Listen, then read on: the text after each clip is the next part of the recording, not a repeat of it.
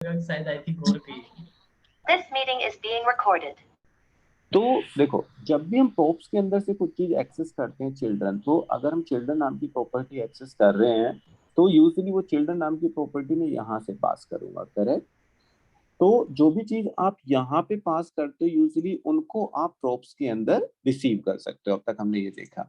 लेकिन ये जो प्रोप जो चिल्ड्रन है, ये देखो मैंने चिल्ड्रन नाम की प्रॉपर्टी में यहाँ से कोई पास नहीं कर रहा हूँ, लेकिन फिर भी मैं कहाँ एक्सेस कर रहा हूँ इसको, मैं यहाँ पे एक्सेस कर रहा हूँ, क्योंकि एक चिल्ड्रन नाम की प्रॉपर्टी होती है which is a inbuilt property in React which you don't need to pass. तो इस चिल्ड्रन प्रॉपर्टी के अंदर क्या आता है, जो भी आप ओपन और क्लोजिंग ब्रैकेट के बीच में लिखते हो तो वो ऑटोमेटिकली पास होता है और चिल्ड्रन नाम की प्रॉपर्टी के अंदर आके डिस्प्ले हो जाता है। ओके, तो अगर मैं इसको देखूं और इसको रेंडर करूं अभी, जो कि मेरा शायद यहाँ पे हो रहा होगा, इधर हो रहा होगा शायद, इसको रिफ्रेश करता हूँ, तो आपको जो दिखेगा अपना कंपोनेंट ऐसे दिखेगा। आप कहोगे इससे बढ़िया तो पहले ही दिख रहा था, ऐसा हमने क्या कर दिया है यहाँ पे कि ये और बिगड़ गया।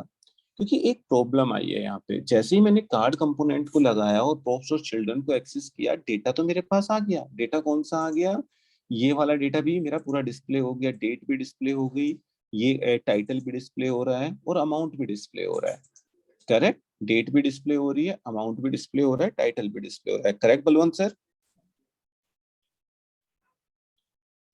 Yes sir, yes sir. But the only problem is we don't have any CSS. CSS क्यों नहीं है, क्योंकि पिछली पर ये वाली सीएसएस अप्लाई हो रही थी, बिल्कुल सर। लेकिन अब अगर आप देखो अभी कौन सी सीएसएस अप्लाई हो रही है, केवल कार्ड सीएसएस अप्लाई हो रही है। कार्ड सीएसएस कहने का कार्ड मतलब डॉट केवल सीएसएस बॉर्डर रेडियस और बॉक्स साइड हो। क्योंकि कैसे पता लगाओ कि कौन सी सीएसएस अप्लाई हो रही है, if you will check right click and go to the inspect, you will see only you have card css। अब इस कार्ड सीएसएस की वजह से क्या प्रॉब्लम हो रही है कि हमारा जो स्टाइल पहले आ रहा था वो स्टाइल अभी हमारा इसके ऊपर अप्लाई नहीं हो रहा है। और क्यों अप्लाई नहीं हो रहा है वो भी हमें पता है, क्योंकि हमारा अप्लाई इसलिए नहीं हो रहा है क्योंकि मैंने यहाँ पे केवल कार्ड लगी हुई है। क्योंकि अल्टीमेटली जो डिव जाएगा वो ये वाला डिव डिस्प्ले होगा ब्राउजर के ऊपर, करेक्ट। इसके बीच में वो सारी चीजें आ जाएंगी, ये और जो क्लास लगाई हुई है वही क्लास डिस्प्ले हो रही है। हमें कौन सी क्लास लगानी है इसके ऊपर, ये वाली क्लास लगानी है, करेक्ट। ये दो दो ऑप्शन है इसके, या तो ये क्लास उठा के मैं डायरेक्ट यहाँ पे लगा दूं, दैट विल वर्क। लेकिन मुझे क्या बनाना है, अपने कार्ड कंपोनेंट को थोड़ा सा जेनरिक बनाना है कि इस कार्ड कंपोनेंट को मैं जहां पे भी यूज करूं और कार्ड कंपोनेंट के ऊपर जो क्लास लगाऊं वो क्लास ऑटोमेटिकली मेरी यहाँ पे भी लग जाए। You got my point. Yes sir. या तो आप यहीं लगा दो, लेकिन वो जेनरिक नहीं रहेगा। अगली बार अगर आप कार्ड कंपोनेंट को यूज करोगे और कार्ड कंपोनेंट के ऊपर कोई क्लास लगाओगे तो वो क्लास फिर आपकी यहाँ पे अप्लाई नहीं होगी, क्योंकि यहाँ पे आपने हार्ड कोड किया हुआ है। कोई दूसरी क्लास लगाओगे वो अप्लाई नहीं होगी। लेकिन मैं क्या चाहता हूँ कि वो वाली क्लास ऑटोमेटिकली यहाँ पे अप्लाई हो जाए जो भी आपने कार्ड कंपोनेंट के ऊपर लगाई हुई है। तो आप ये वाली क्लास जो यहाँ पे लगा रहे हो, ये वाली क्लास को यहाँ पे कैसे एक्सेस करोगे, यहाँ पे कैसे आप उसको अटैच करोगे, first of all we need to learn that. Props और चिल्ड्रन मुझे लग रहा है कि क्लियर है आप लोगों को कि जो भी आप ओपनिंग और कर्ली ब्रेसेस कार्ड कंपोनेंट को जहां पे यूज कर रहे हो उसके बीच में लिखोगे that will automatically will be available here. But the problem is with the CSS class now. तो how we will do that, how we will achieve this. So देखो, अब जो कार्ड कंपोनेंट है इसको मैं कहाँ पे यूज कर रहा हूँ, इस कंपोनेंट को मैं यूज कर रहा हूँ यहाँ पे, करेक्ट। यस और सर। इसके ऊपर मैं ये यूज कर रहा हूँ। तो in React, in case of React we will call this property, correct. Yes sir. तो इसको अगर मैं क्लास नेम को एक्सेस करूं कार्ड कंपोनेंट के अंदर तो props डॉट क्लास नेम करके मुझे यहाँ पे वो वैल्यू मिल जाएगी, correct. Okay. Hello, yes yes no. Sir. Yes yes sir. Sir. Hmm, एक सेकेंड, हाँ। तो यहाँ पे तो मैं क्या कर रहा हूँ, कॉस्ट लेट्स से, ठीक है, एक्सपेंस क्लास या कार्ड क्लास लेट्स से, मैं एक वेरिएबल डिक्लेयर कर दिया card class, card classes, okay let's say. तो पहले कौन सी क्लास लगानी है मुझे, कार्ड लगानी है ये वाली, स्पेस देके दूसरी कौन सी क्लास लगानी है, जो प्रॉप्स नाम की प्रॉपर्टी में क्लास नेम करके आ रही है। मतलब ये नाम आप कुछ भी दे सकते हो। अब ये वाली प्रॉपर्टी जो आ रही है class name, that I will attach on this. तो ये उधर से जो प्रॉपर्टी आएगी वो भी इसके ऊपर अटैच हो जाएगी, और इस वाली प्रॉपर्टी को डायनामिकली आपको जब भी लगानी होती है तो you use single curly braces, और इसका नाम रख दिया card classes, control C, you will apply here.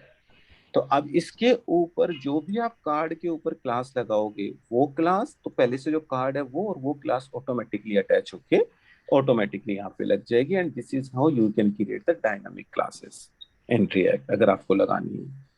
तो अगर मैं अब देखूं तो आपको ये वाला व्यू आ गया, और इसके ऊपर देखोगे तो now you have this class. इसमें कुछ भी डाउट? केवल ये एग्जांपल मैंने इसीलिए लिया था कि आपको ये चीज समझ में आए, प्रॉप्स डॉट चिल्ड्रन समझ में आए और ये वाली चीज समझ में आए। विजय सर, हाँ जी। सर मेरे पास में स्क्रीन नहीं शो हो रही है। रिकॉर्डिंग तो आप कर रहे हैं ना? हाँ रिकॉर्डिंग हो रही है, लेकिन आपकी स्क्रीन क्यों मुझे शो नहीं हो रही है? सर स्क्रीन नहीं आ रही है मेरे पास कंटिन्यू, तभी से मैं बस सिर्फ आपकी वॉइस सुन रहा हूँ। रतन, तुम्हारे नेटवर्क प्रॉब्लम है, क्योंकि वॉइस भी ब्रेक होके आ रही है तुम्हारी। अच्छा, नहीं यार मेरे पास में नेटवर्क तो सही आ रहा है बंटी। एक बार एक आप बार है ना, एक रिकनेक्ट कर लीजिए आप एक बार। एक बार रिजॉइन कर लो तो आ ओके, जाएगी। Let's try. सो इस चीज में कोई इशू कि अगर आपको कभी डायनामिक क्लासेस बाइंड करनी होगी तो आप कैसे करोगे? अगर आपको एक कंपोनेंट से दूसरी कंपोनेंट को कभी क्लास नेम भेजना है तो how you will pass, is that clear? Yes sir. तो देखो कुछ नहीं, आप ऐसा समझो ना, कुछ ज्यादा दिमाग नहीं लगाना होता, जितनी चीजें कम सोचोगे उतना बेटर है। तो ये क्लास नेम आपने यहाँ पे अटैच किया, ये क्लास नेम आपको इधर मिल जाएगा, इधर आप एक्सेस कर लोगे, इधर आपकी क्लास नेम लग जाएगी, करेक्ट? तो इतनी चीज आपको ठीक है आना चाहिए बनाना, यहाँ तक का। मल्टीपल मल्टीपल क्लासेस भी ऐड कर सकते हैं। हाँ जी, हाँ जी, ये मल्टीपल क्लास ही ऐड की बलवंत जी। देखो दो क्लास हो गई ना, एक तो कार्ड और दूसरी जी। क्लास जो मेरी यहाँ से आ रही थी। अगर आपको कोई और क्लास भी लगानी है, स्पेस दो, स्ट्रिंग ही तो है, जितनी क्लास आप लिखोगे उतनी क्लास अटैच हो जाएगी। Okay okay okay sir. Okay now, okay. ठीक है। हमारे पास क्या हो गया, मैं इसी कंपोनेंट को आई विल यूज, ठीक है। मैं यहाँ पे भी जाता हूँ, मैं अगर स्क्रीन देखूं, ठीक है, ये यहाँ पे मैंने लगा दिया, इसको जाता हूँ और एक्सपेंस आइटम, आज बाकी लोग ज्वाइन नहीं किया क्या?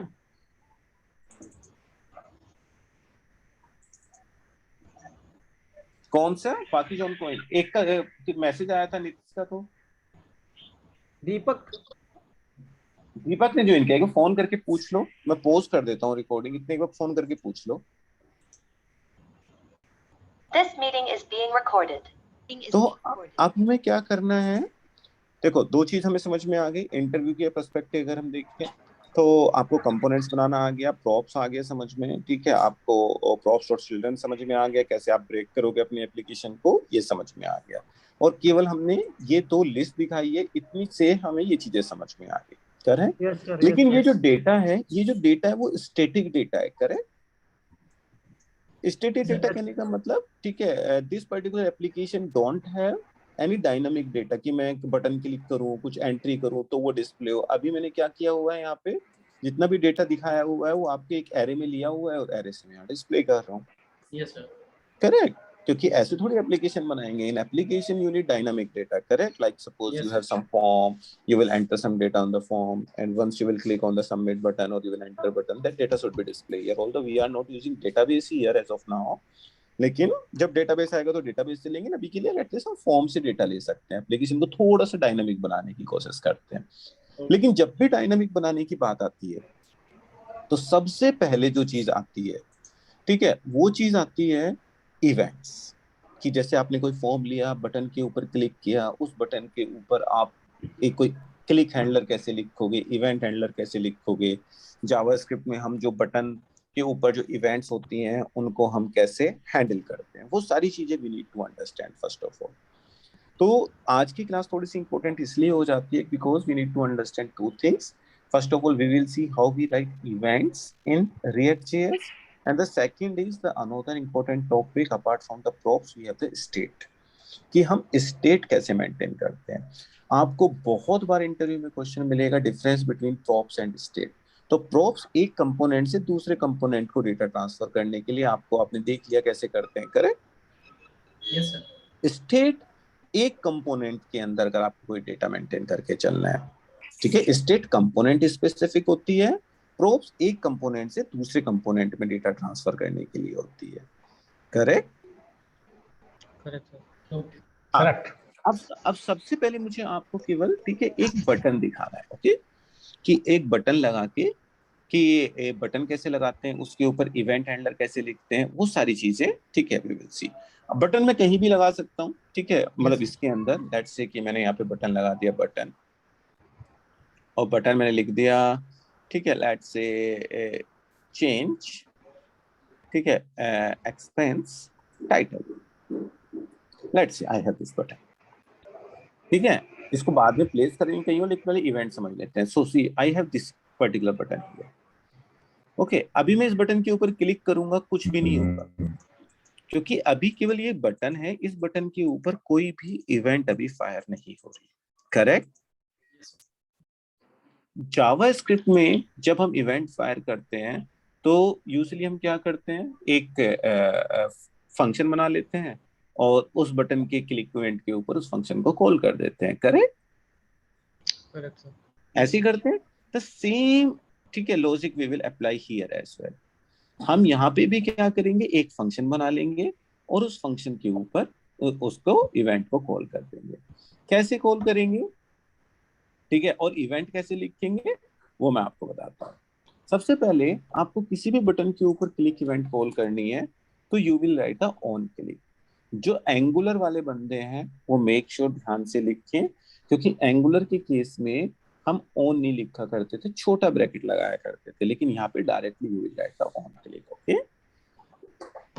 And you will use it, ठीक है। यहाँ पे जो भी कोड लिखोगे, यहाँ पे you need to provide a function, okay. Function direct भी मैं लिख सकता हूँ, ठीक है, ऐसे, ठीक है। इस फंक्शन के ऊपर मैंने लेट्स यहाँ पे लिख दिया, ठीक है, अलर्ट हाय, कि जैसे ही मैं बटन के ऊपर क्लिक करूं एक अलर्ट आ जाए। तो देखो मैंने यहाँ पे अलर्ट लिख दिया, तो अब मैं जैसे ही बटन के ऊपर क्लिक करूंगा I will get an alert. तो इस तरीके से आप कोई भी इवेंट रेज करोगे, कैसे, ऑन क्लिक कर्ली ब्रेसेस। लेकिन अगर आपको एक आध लाइन लिखनी है, ठीक है, कुछ लिखना है, एक आधा वर्ड लिखना है तो ठीक है, लेकिन कुछ बड़ा कोड लिखना है क्लिक के ऊपर तो यहाँ तो लिख नहीं सकते, correct. So Yes, this sir. is not the right place. So we need to declare a function somewhere and we will call that function from here. So this is how we will do that. And कैसे करेंगे, उसके लिए we need to declare one function. और function declare करने के दो syntax है, जैसे आपको करना है फंक्शन ऐसे भी कर सकते हो, दूसरा सिंटैक्स आपको ये भी बताया था वो भी यूज कर सकते हो, आपकी मर्जी है। लेट से मैंने कहा, ठीक है, टाइटल चेंज हैंडलर, मैंने इस फंक्शन का नाम ये लिख दिया और फंक्शन ऐसे डिक्लेयर कर दिया, और यहाँ पे मैंने लिख दिया लेट से console डॉट लो, ठीक है, title change handler click, okay, click. तो मैंने ये लगा दिया कंट्रोल एस। तो अब मैं क्या कर रहा हूँ, जैसे ही इस बटन के ऊपर मैं क्लिक करूंगा I need to call this function. एक चीज है जो आपको याद रखनी है, जब आप इस फंक्शन को कॉल करोगे, कहाँ पे कॉल करोगे, यहाँ पे कॉल करोगे, करेक्ट। तो आपको केवल और केवल फंक्शन का नाम लिखना है, ये वाला सिंटैक्स यूज नहीं करना है जो जावास्क्रिप्ट में किया करते थे कॉल करने के लिए। You need to just call this like this, जो भी आपका फंक्शन है। तो ब्रैकेट जैसे नहीं ही आप लगाने सर। नहीं, ब्रैकेट नहीं लगाना, जैसे ही आप इस फंक्शन के ऊपर क्लिक करोगे ऑटोमेटिकली आपका ये वाला फंक्शन आपका क्लिक हो जाएगा, कंट्रोल एस। अगर मैं जाऊं और यहाँ पे राइट क्लिक करके इंस्पेक्ट कर लेता हूं, ठीक है, कंसोल के ऊपर चलते हैं, ठीक है, इसको अभी हटा देते हैं जो आ रही है। अगर मैं यहाँ पे क्लिक करूं तो यहाँ पे आपका ये, तो 2 बार क्लिक होगा, 3 बार करेंगे 3 बार होगा, 4 5 जितनी बार भी आप क्लिक करोगे उतनी बार आपका ये वाला मेथड कॉल होगा। क्लियर। Yes sir. तो आपको कोई भी इवेंट कॉल करनी है इस बटन के ऊपर तो आप कैसे करोगे, this is how you will call. Hello. Yes sir, yes sir. तो आपको बहुत आसान सा तरीका है, आपको कुछ नहीं करना, केवल इवेंट हैंडलर का नाम लिखना है, कहीं पे भी आपको कॉल करना है, केवल उस इवेंट हैंडलर को आपको कॉल कर देना है। ओके, अब लेट्स से सबसे पहले हमें क्या देखना है, मैं चाहता हूँ इस बटन के क्लिक पे ये वाला जो टाइटल है ये चेंज कर दूं, कुछ भी लिख दूं, अभी केवल रैंडमली मैं ये करके देख रहा हूँ कि ये बस मेरा टाइटल चेंज हो जाए। तो इसके लिए मुझे क्या करना पड़ेगा, मुझे डायनामिकली टाइटल बनाना पड़ेगा। मुझे पता है टाइटल मेरा कैसे आ रहा है, प्रॉप्स प्रॉपर्टी के अंदर आ रहा है, correct? Yes sir. Just one second. तो मैंने यहाँ पे क्या लिया, इसको प्रॉप्स प्रॉपर्टी ले लेता हूं मैं।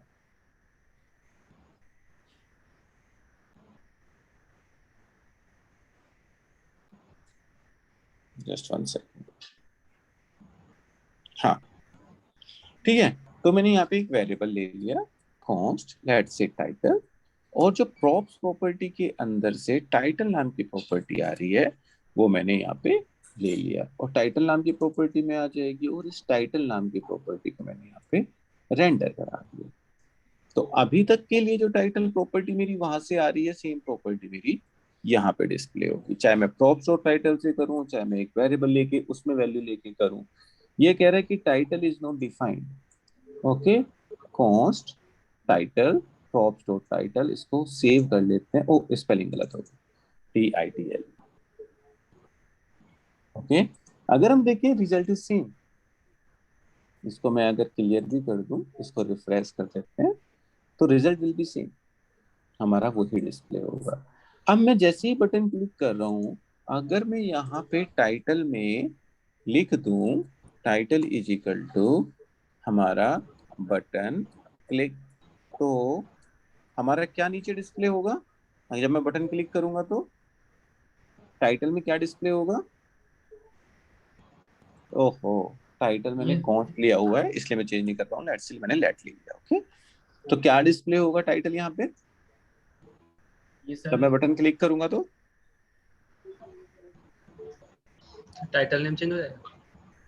हाँ, मैं अगर रिफ्रेश करूं और अगर मैं इसको क्लिक करूंगा तो आप देखोगे तो टाइटल चेंज नहीं हो रहा है।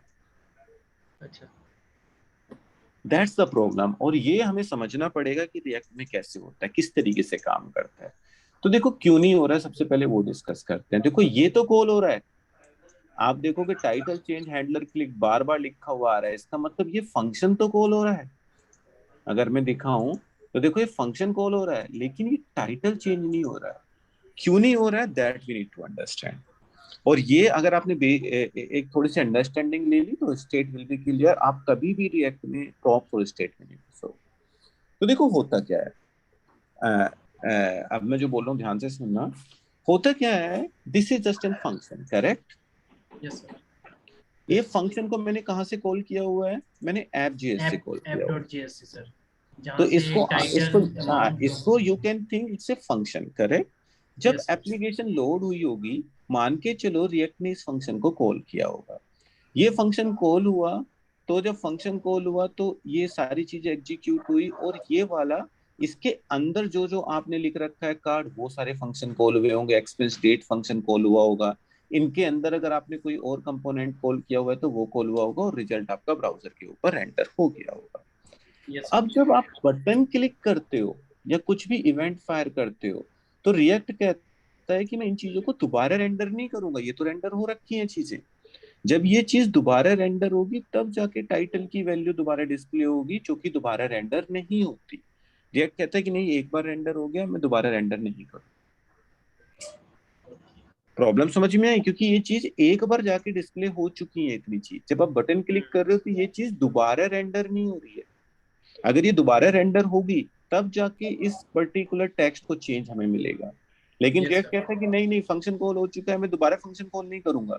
आप यहाँ पे बटन क्लिक कर रहे हो तो ये फंक्शन कॉल हो रहा है, लेकिन ये वाला फंक्शन एक्सपेंस आइटम जहां से कॉल हो रहा है, ये फंक्शन दोबारा कॉल नहीं होगा,